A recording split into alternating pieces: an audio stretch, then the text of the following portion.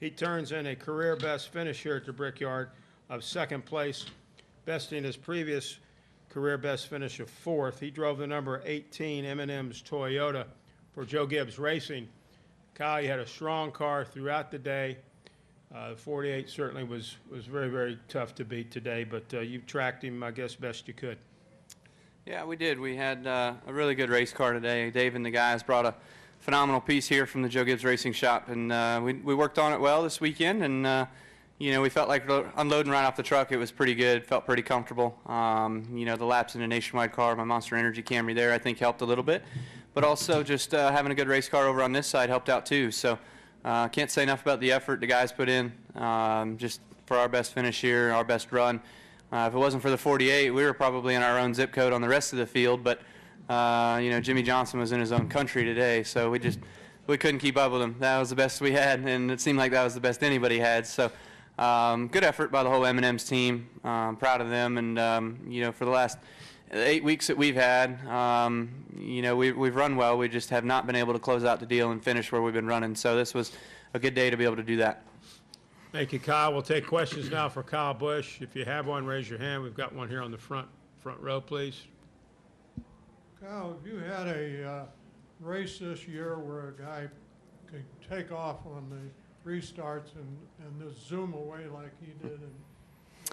I think I did some of that yesterday. I was hoping that I could do the same today, but it seemed like there was another guy that did it instead of me. So, you know, it was certainly he was really, really fast, and you could see it too on the restarts when he would make it through the corners, and he'd just put his car anywhere he wanted and just slam on a gas pedal and take off from you. So his car was down and digging. It was definitely had a lot of grip and definitely was really fast. Go ahead, sir. Kyle, talk for a moment about what the pit strategies were and fuel saving and that sort of thing as you were trying to chase Jimmy. How did all that play into the final? Well, you know, when the caution came out before our window, but it was only 2 or 3 laps before our window, so everybody was going to pit and then try to go the rest of the way. And then there was a few cautions in there that really long caution that gave everybody the fuel that they needed in order to go the rest of the way. So just tire strategy kind of played into the role of what guys were going to do on pit road, whether it was going to be 4, whether it was going to be 2. It seemed like any time we'd get too many laps on our tires, then we'd put rights on. It just wouldn't be as fast as if you just put 4 on. But you got to play the track position game too. You know, it takes a lot of car to pass people here, and sometimes you're not able to do that. You just got to be able to get up there, get up in front of them. We're also joined by our third-place finisher in today's race. That's Greg Biffle. Good job, Bill. And Greg drove the number 16 3 and 4 for Roush Fenway Racing. His third-place finish here today equals his best finish ever at the Brickyard. Greg, talk about your performance out there this afternoon. Well, it was a pretty good day for us. We were just, super loose all day long, and pretty short practice session for us.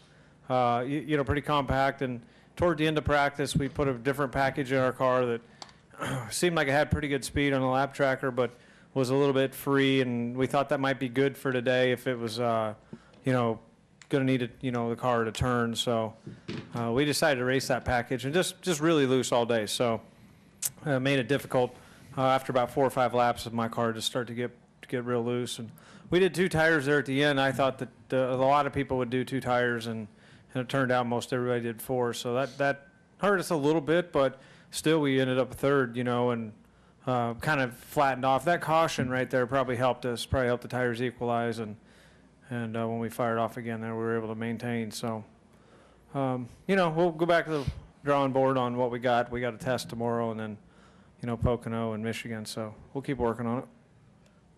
Questions now for both Greg or Kyle. If you have one, raise your hand. Questions? Anyone? Right here, front row again. When you're going around on the last long yellow, do you sit in there and plot in your mind, how can we get around this guy that's leading, and then he takes off? How does it bother you or what? It didn't really matter if you're in front of him or not. He was going to pass you at about 4 or 5 laps anyway. So his car was just, really, really good, So sometimes you don't want the guy behind you. You know, if inevitably he's going to pass you no matter what, you know, sometimes it's not an advantage to be in front of him, you know, be honest with you. Because, you know, it puts you in position for more guys to be, you know, battling with you than the one. But, you know, he ran me down in 2 laps from 25 car lengths. So I don't know about Kyle. He was a little better, but still looked like Jimmy was pretty fast.